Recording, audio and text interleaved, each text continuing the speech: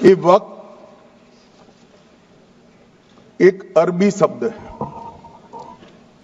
वक्फ का इतिहास मान्यवर कुछ हदीसों से जुड़ा हुआ मिलता है और आजकल जिस अर्थ में वक्फ शब्द का प्रयोग किया जाता है, इसका मतलब है अल्लाह के नाम पर संपत्ति का दान, पवित्र धार्मिक उद्देश्यों के लिए संपत्ति का दान। मान्यवर वक्फ का समकालीन अर्थ, अभी जो अर्थ हम समझ रहे हैं, वो इस्लाम के दूसरे खलीफा श्री उमर के समय में अस्तित्व में आया। एक प्रकार से इसकी आज की भाषा में व्याख्या करें तो वक्फ एक प्रकार का चैरिटेबल एंडोनमेंट है और जहां एक व्यक्ति संपत्ति, भूमि या मूल्यवान संपत्ति धार्मिक या सामाजिक भलाई के लिए दान करता है, बिना उसको वापस लेने के उद्देश्य से वहां वक्फ की रचना करती। इसमें दान देता है, वो शब्द का बड़ा महत्व है। दान उस चीज का ही किया जा सकता है जो हमारा है। सरकारी संपत्ति का दान मैं नहीं कर सकता मान्यवर किसी और की संपत्ति का दान मैं नहीं कर सकता। दान उसी चीज का किया जाता है जो हमारा है। मान्यवर इसी विषय पर ये सारा जो बहस चल रहा है, ये पूरा झगड़ा जो चल रहा है, आपने नॉन हिंदू को रख दिया और नॉन मुस्लिम को रख दिया, गैर मुस्लिम को रखा। वो झगड़ा वक्फ में दखल करने का है। पहले तो वक्फ में कोई गैर इस्लामिक सदस्य आएगा ही नहीं, ये स्पष्टता समझ लीजिए। ना मुतवल्ली गैर इस्लामिक होगा, ना वाकिफ गैर इस्लामिक होगा। मान्यवर वहां कोई प्रोविजन नहीं है।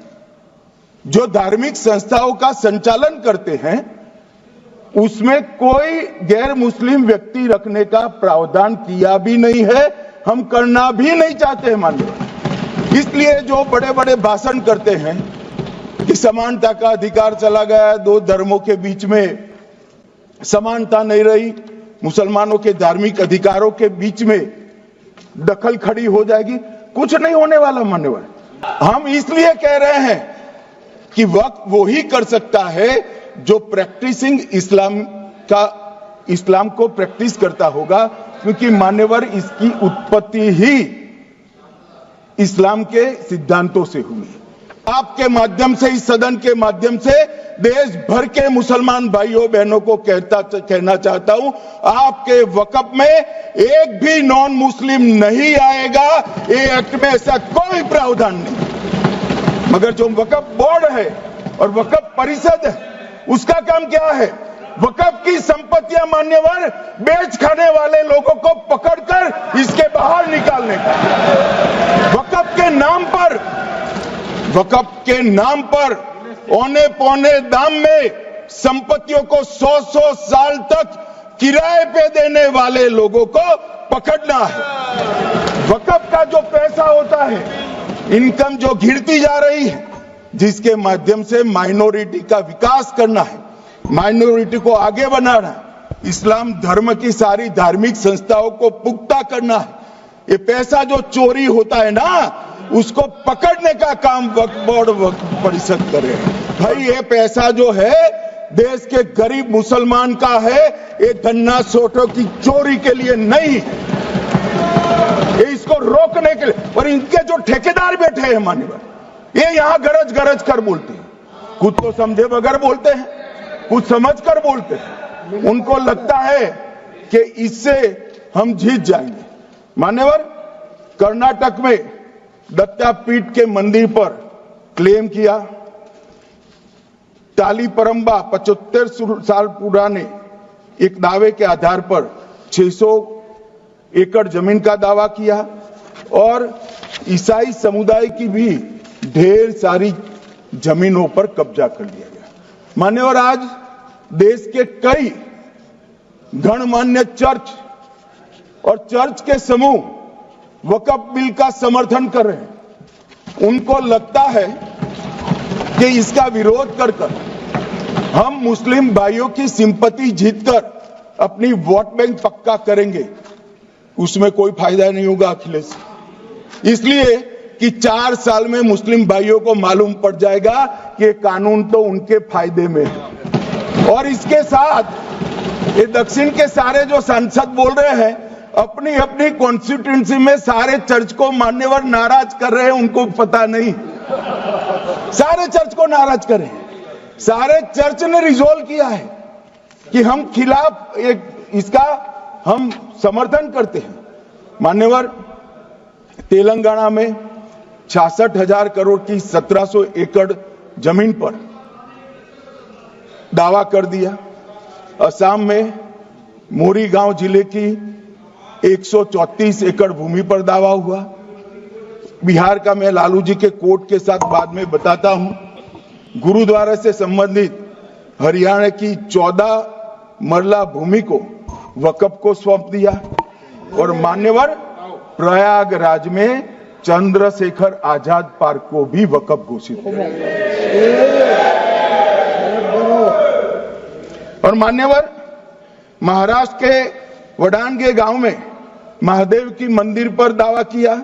और बीड में कंकलेश्वर मंदिर की 12 एकड़ जमीन वक्फ बोर्ड ने जबरन ले ली। मान्यवर, ये सब जब जो चल रहा है, इसमें आज भी मैं स्पष्ट करना चाहता हूं, वक्फ जो कि मुस्लिम भाइयों की धार्मिक क्रियाकलाप और उनके बनाए हुए दान से ट्रस्ट है, उसमें सरकार कोई दखल करना नहीं चाहती है। मुतवल्ली भी उनका होगा, वाकिफ भी उनका होगा, वक्फ भी उनका होगा। परंतु वक्फ की संपत्ति, इसका रख रखाव ठीक से हो रहा है नहीं। वक्फ का संचालन कानून के हिसाब से हो रहा है, निजी उपयोग के हिसाब से। सैकड़ों साल पहले किसी बादशाह ने दान किया, हमारी भाषा में कहो तो धर्मादा किया। अब इसकी संपत्ति को आप 12,000 रुपये में 5 सितारा होटल बनाने के लिए दे देते हो, ये उचित है क्या भाई? वो पैसा गरीब मुसलमान के कल्याण के लिए करिए, तलाकशुदा महिलाओं के कल्याण के लिए करिए, जो अनाथ बच्चे हैं उसके कल्याण के लिए करिए। मानिए, और ये करने की जगह बेरोजगार मुसलमान युवाओं के लिए स्किलिंग का काम करिए। लाखों करोड़ों रुपए की भूमि मान्यवर, और इनकम 126 करोड़ रुपया। रेलवे की जितनी जमीन है, जिसमें हजारों करोड़ लाखों करोड़ का रेलवे का कारोबार चलता है, इतनी भूमि वक्फ के पास है और इनकम 126 करोड़। मान्यवर, ये हमारा स्पष्ट सिद्धांत है भारतीय जनता पार्टी की, मोदी सरकार का, कि वोट बैंक के लिए हम कोई कानून नहीं लाए। कानून न्याय के लिए होता है, कानून लोगों के कल्याण के लिए होता है। इन्होंने कहा कैसे कैसे कानून आए हैं, मैं बता देता हूं सब। अभी कांग्रेस के महासचिव और माननीय सदस्य कह रहे थे क्या कानून आ रहे हैं सब, किस प्रकार के कानून आ रहे हैं। मान्यवर, इसी सदन में नरेंद्र मोदी सरकार ही महिलाओं को 33% आरक्षण का कानून लाया। इसी सरकार में पिछड़ों को संवैधानिक अधिकार दिया गया। मान्यवर, इसी सरकार में बजट जो आए, इसमें गरीबों को गैस, शौचालय, पानी, 5 लाख तक का बीमा, 5 किलो अनाज, बिजली और घर दिए गए।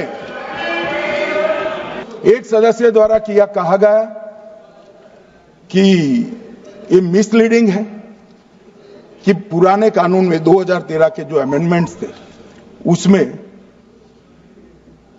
अपील का प्रोविजन था। अब मैं कहना चाहता हूं 83(9) उसमें अधिकरण द्वारा किए गए किसी भी विनिश्चय का आदेश विरुद्ध, चाहे वो अंतरिम हो या फाइनल, इस पर अपील नहीं हो सकती। इसका मतलब अपील का प्रोविजन आपने रखा ही नहीं था। सिविल न्यायालय, राजस्व कोर्ट और अन्य प्राधिकरण उसके अधिकार क्षेत्र पर भी प्रतिबंध लगा दिएगा और सरकारी अधिसूचना जो बाद में वक्फ बोर्ड और वक्फ परिषद के एडवाइस से होगी, इसको भी कोई चुनौती नहीं दे सकता। मान्यवर, मुझे ये बताओ कि अभी अभी फैशन है संविधान लहराने की, ये संविधान के हिसाब से सरकार का या किसी भी निजी संस्था का कोई भी फैसला मान्यवर कायदे की कोर्ट से बाहर कैसे हो सकता है? कोई भी फैसला हो, ये देश की अदालत वो फैसले तक रुचि नहीं रखेगी। नागरिक ग्रीवेंसेस लेकर कहां जाएंगे? जिसकी भूमि हड़प कर ली गई वो कहां जाएगा? ऐसा नहीं चलेगा। आपकी वोट बैंक के लिए आपने किया था, हम खारिज कर रहे हैं, हम खारिज कर रहे हैं। ऐसा नहीं चलेगा।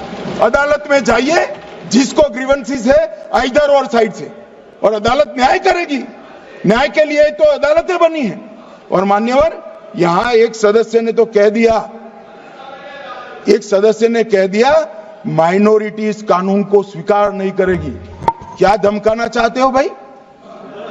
संसद का कानून है, सबको स्वीकार करना पड़ेगा। स्वीकार नहीं करेंगे मतलब क्या है? कैसे बोल सकते हैं कोई हम कानून को स्वीकार नहीं करेंगे? एक कानून भारत सरकार का है, हर एक पर बंधन करता होगा और इसको स्वीकार करना पड़ेगा। मान्यवर, ये हमने तो खैर वक्फ को छेड़खानी नहीं की, वक्फ बोर्ड और वक्फ परिषद के अंदर बदलाव किया है, मगर वक्फ के लिए भी क्या क्या जजमेंट आए। सैयद फजल पुकोया थंगल बनाम भारत संघ 10/11/28 को केरल उच्च न्यायालय ने उन्होंने कहा वक्फ बोर्ड एक स्टैट्यूटरी बॉडी है, यह मुस्लिम समुदाय का प्रतिनिधि निकाय नहीं है।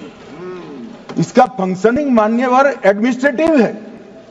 धार्मिक क्रियाकलापों को तो वक्फ ने करना है, चाहे कब्रिस्तान हो, चाहे दरगाह हो, चाहे मस्जिद हो, चाहे चैरिटी का काम, वो वक्फ बोर्ड को नहीं करना है भाई। ये केरल हाईकोर्ट ने किया, इलाहाबाद हाईकोर्ट ने भी, उसने तो मुतवल्ली तक भी कहा है, मगर हम मुतवल्ली तो जो धर्म का है वही रखेंगे।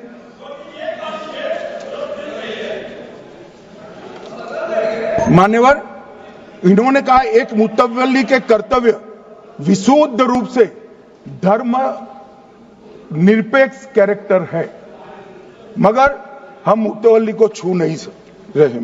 मान्यवर ये कह रहे थे कि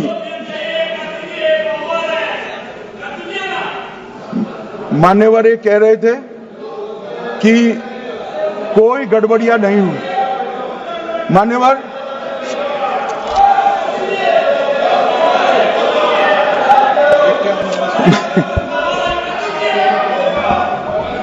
मान्यवर 2013 में अन्यायी कानून आया। भाई करने थोड़ा शांत हो जाइए। ये 26 के कारण डरे हुए और कुछ कारण नहीं। चुनाव जो है ना अक्टूबर में, 25 में जो चुनाव है इसके कारण डरे। मान्यवर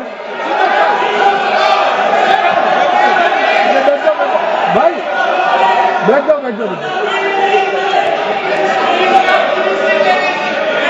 मान्यवर